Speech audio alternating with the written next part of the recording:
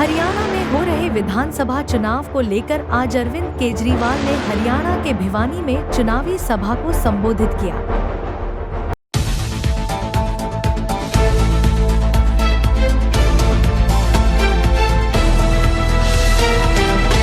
केजरीवाल जी, जोरदार तालियां। भारत माता की, भारत माता की, इनकलाब, वंदे। आज यहाँ पे इतनी बड़ी संख्या में आए हुए मेरे सभी प्यारे प्यारे बहनों, भाइयों, माताओं, बुजुर्गों, बच्चों, आप सबको मेरी राम राम, सबको मेरा प्रणाम। कैसे हैं आप लोग? हरियाणवी बोल दूं मैं, उरे का ही छोरा सू, थारा ही छोरा सू।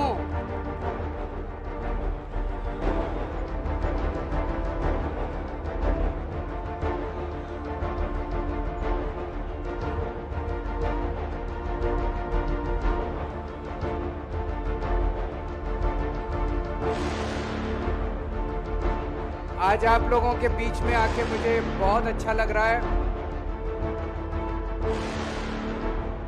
मेरी जन्मभूमि है, यहीं पैदा हुआ मैं, सिवानी गांव में। हिसार में मेरी पढ़ाई हुई। कल मैं हिसार में ही था रात को। तो मेरे साथ दिल्ली के बहुत सारे लोग आए हुए थे। उनको मैं दिखा रहा था कि इधर मेरा स्कूल है, इधर मेरा डीएन कॉलेज में पढ़ा था मैं, इधर डीएन कॉलेज है, 12वीं क्लास मैंने वहां से करी थी। ये रास्ता सिवानी जाता है। मैं सबको दिखा रहा था बड़े चाव से, जितने दिल्ली से आए हुए थे। हाँ जी।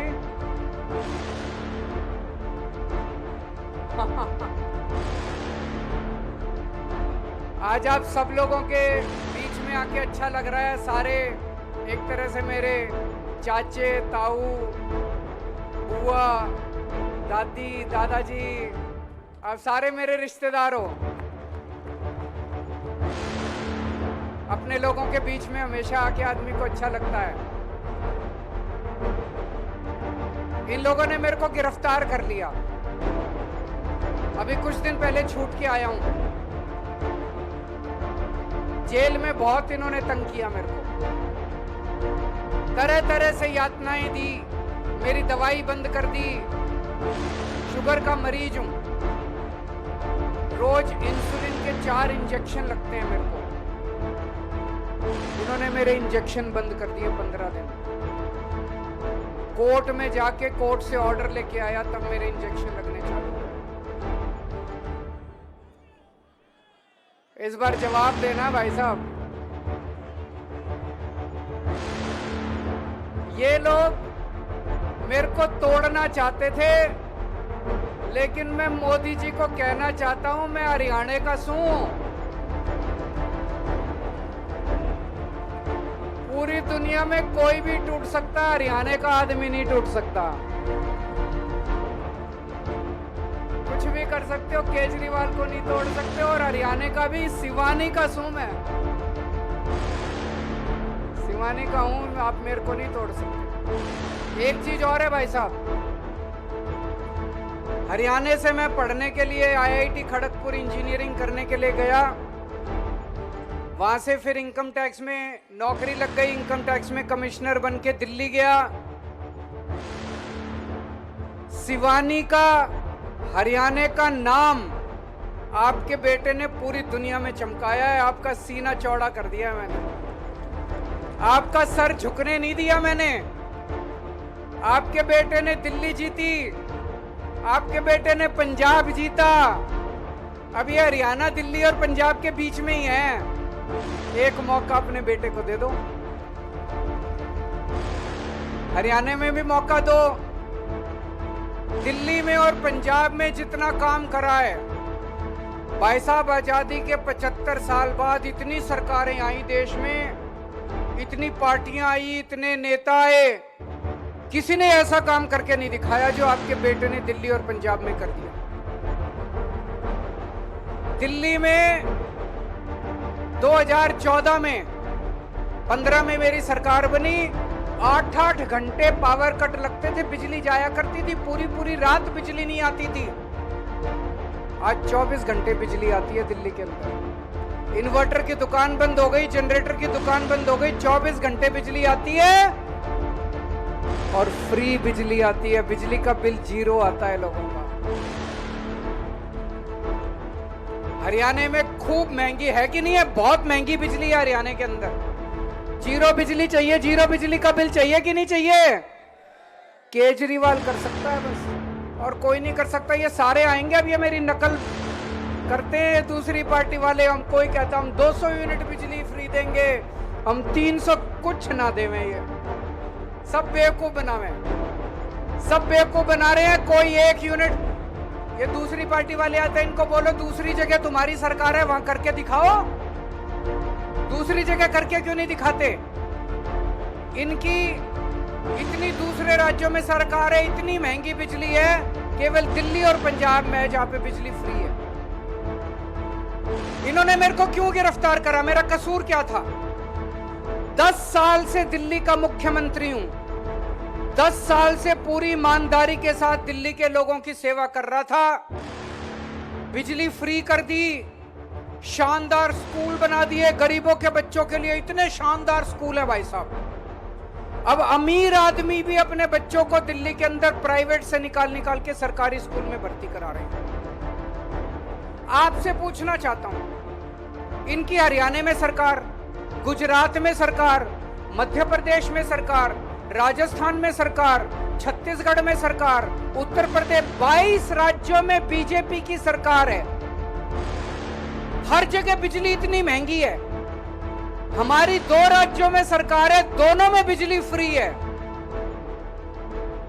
बिजली फ्री करने वाला चोर है कि बिजली महंगी करने वाला चोर है? सीधी सी बात है। कहते हैं केजरीवाल चोर है।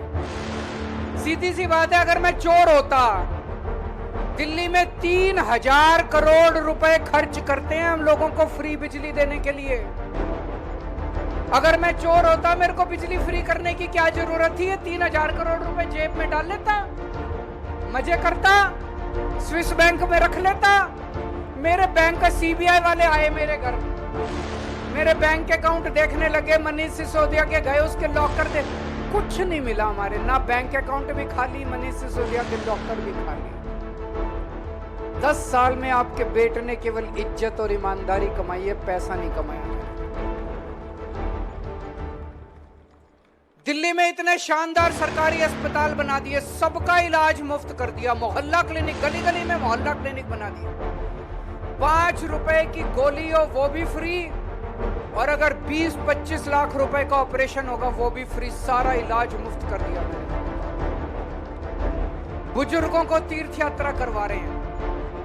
1 लाख से ज्यादा बुजुर्गों को मैं रामेश्वरम, पुरी, द्वारकाधीश, हरिद्वार, ऋषिकेश, मथुरा, वृंदावन, अयोध्या जी, जगह जगह में तीर्थ यात्रा करा। उन्हीं के आशीर्वाद का परिणाम है जो आज मैं जिंदा खड़ा हूं, नहीं तो ये तो कब का मार चुके होते हैं। तो इनको लगा, प्रधानमंत्री जी को लगा, ये केजरीवाल जो इतने काम कर रहा है, इसके काम रोको।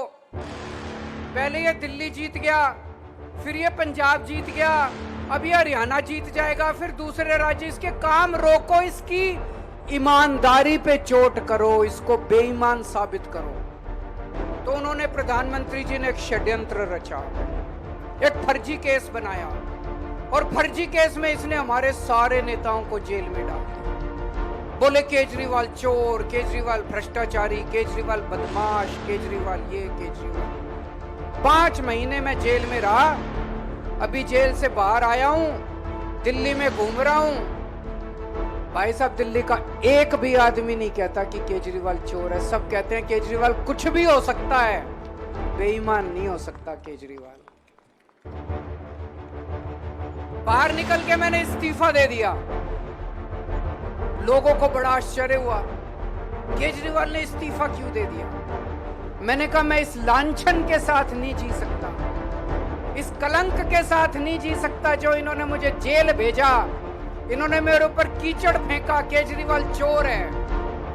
मैंने कहा मैं अब जनता की अदालत में आया हूं, सबसे बड़ी अदालत जनता की अदालत है। अगर जनता कहेगी केजरीवाल चोर है, मैं कभी जिंदगी में सीएम की कुर्सी पे नहीं बैठूंगा। अगर जनता कहेगी केजरीवाल ईमानदार है, मेरे को वोट दे देना। चुनाव के बाद, फरवरी में दिल्ली का चुनाव है, उसके बाद अगर जनता वोट दे के मेरे को ईमानदार कहेगी, तब मैं सीएम की जिम्मेदारी दोबारा लूंगा। आज के दुनिया में एक आदमी अपनी चपरासी की नौकरी नहीं छोड़ता। सीएम की कुर्सी छोड़ने के लिए जिगरा चाहिए। मेरे को सत्ता का लालच नहीं है, मैं सीएम की कुर्सी के लिए नहीं आया था, मैं देश के लिए आया हूं। देश के लिए मेरा दिल धड़कता है, देश के लिए मेरे जीवन का एक एक पल समर्पित है। तो मेरे को बेईमान साबित करना चाहते थे, इनका पूरा प्लान फेल हो। आज मैं आप लोगों के बीच में आया हूं। जितने काम मैंने दिल्ली में और पंजाब में करे, सारे काम मैं करूंगा। 5 गारंटी देके जा रहा हूं आज आप लोगों को मैं, और ये केजरीवाल की गारंटी है, झूठ नहीं बोलता मैं। पहली गारंटी, आपकी बिजली फ्री कर दूंगा, जैसे दिल्ली में और पंजाब में करी है। 24 घंटे बिजली आएगी, फ्री बिजली आएगी, और जितने पुराने बिजली के बकाया बिल हैं, सारे पुराने बिजली के बकाया बिल 0 हो जाएंगे। कोई पुराने बिल भरने की जरूरत नहीं है। दिल्ली में भी करा था, पंजाब में भी करा था। दूसरी गारंटी, जैसे दिल्ली में सरकारी स्कूल शानदार करे, आपके बच्चों का भविष्य बना दूंगा, आपके बच्चों के लिए रोजगार दूंगा, उनको अच्छी शिक्षा का इंतजाम करके दूंगा। कोई पार्टी आके आपको ये नहीं बोलेगी आपके बच्चों का भविष्य बनाऊंगा। कोई पार्टी आके आपको नहीं बोलेगी आपको अच्छी बिजली देंगे। कोई पार्टी आपको नहीं बोलेगी हम आपके लिए अस्पताल बनाएंगे। कोई पार्टी आपको स्कूल, अस्पताल, बिजली, पानी के लिए वोट नहीं मांगेगी। 75 साल के बाद एक ही पार्टी आई है जो आपके मुद्दों के लिए, आपके परिवार के काम के लिए वोट मांगती है। जैसे दिल्ली में अस्पताल बनाए, मोहल्ला क्लिनिक बनाए, सबका इलाज फ्री करा, आपका भी इलाज फ्री कर दूंगा। ऐसे शानदार अस्पताल बनाएंगे, ऐसे शानदार मोहल्ला क्लिनिक बनाएंगे दोस्तों। जैसे दिल्ली के अंदर अब करने जा रहे हैं, मेरी माँ बहनें बहुत बैठी हैं, हर महिला को 18 साल से ऊपर की हर महिला के अकाउंट में हर महीने 1000 रुपए डालने की तैयारी कर रहे हैं दिल्ली के अंदर। आपके लिए भी इंतजाम करूंगा। और मेरे इतने सारे युवा साथी खड़े हैं यहाँ पे। बेरोजगारी हो रही है, नहीं हो रही? दिल्ली में 12 लाख युवाओं के लिए मैंने रोजगार का इंतजाम किया। 12 लाख आपके लिए भी रोजगार का इंतजाम करूंगा। अब आप पूछोगे बातें तो बड़ी बड़ी कर रहा है, जीतेगा? देखो भाई साहब, अगर ये मेरे को 3 महीने पहले छोड़ देते जेल से, एकदम 10 दिन पहले छोड़ा ही, 10 दिन बाद चुनाव है, 3 महीने पहले छोड़ देते, मैं पूरे विश्वास के साथ कह रहा हूं हरियाणा में आम आदमी पार्टी की सरकार बनती। जहां जा रहा हूं इतना प्यार मिल रहा है। लेकिन आज भी जो भी सरकार बनेगी, आम आदमी पार्टी के समर्थन के बिना नहीं बनेगी कोई भी सरकार। तो हमारी सपोर्ट से सरकार बनेगी। ये 5 गारंटी उस सरकार से पूरी कराने की जिम्मेदारी मेरी है। सारी गारंटी पूरी कराऊंगा। बिजली भी फ्री कराऊंगा, पुराने बिल भी माफ करूंगा, अस्पताल भी बनवाएंगे, स्कूल भी बनवाएंगे, महिलाओं को 1000 रुपए भी देंगे, और मेरे भाइयों को रोजगार भी देंगे। सारे काम पूरे करूंगा। अब एक चीज है, यहां पे भिवानी में टक्कर सीधे सीधे बीजेपी और आम आदमी पार्टी के बीच में है कि नहीं है? मैं पूरे हरियाणा में घूम रहा हूं। पूरे हरियाणा में बीजेपी को इतनी गालियां दे रहे हैं लोग, इतनी गालियां दे रहे हैं लोग, अपने गांव में नहीं घुसने दे रहे, अपने मोहल्ले में, गली में नहीं घुसने दे रहे। तो मैं भिवानी वालों से पूछना चाहता हूं, जब पूरा हरियाणा बीजेपी को भगा रहा है, आप बीजेपी को वोट दोगे क्या? भिवानी हरियाणा से अलग तो नहीं है। पूरे हरियाणा के अंदर जनता ने मन बना लिया, इस बार बीजेपी को भगाना है। तो इंदु शर्मा जी हैं, आपकी अपनी बेटी, आपकी अपनी बहू, यहीं की रहने वाली, आपके बीच में रहती हैं। बहुत ही अच्छे परिवार से आती हैं, इनका परिवार भी हमेशा समाज सेवा में लगा रहता है। इनको वोट देके जिताइए और बीजेपी को भगाइए। अभी जो सुशील गुप्ता जी ने कहा, 2 साल पहले इस देश के किसानों का सबसे बड़ा आंदोलन हुआ, 75 साल में सबसे बड़ा आंदोलन हुआ। आप में से भी बहुत सारे लोग दिल्ली के बॉर्डर पे गए होंगे। उस टाइम मैं दिल्ली का मुख्यमंत्री था। 13 महीने मैंने किसानों की सेवा की, उनके लिए पानी भेजता था, उनके लिए खाना भेजता था, उनके लिए जो मेरे से बन पड़ा मैंने किया। 750 किसानों की मौत हो गई उस आंदोलन के अंदर। अंत में मोदी जी को तीनों कानून वापस लेने पड़े, लेकिन ये इतने बदमाश हैं, अब इन्होंने फिर प्लान बना लिया तीनों कानून लाने का। अभी 2 दिन पहले इनकी बहुत सीनियर नेता है कंगना रनौत, उसका बयान आया है कि तीनों कानून वापस आने चाहिए। मैं आपसे पूछना चाहता हूं, आप तीनों कानून वापस चाहते हो?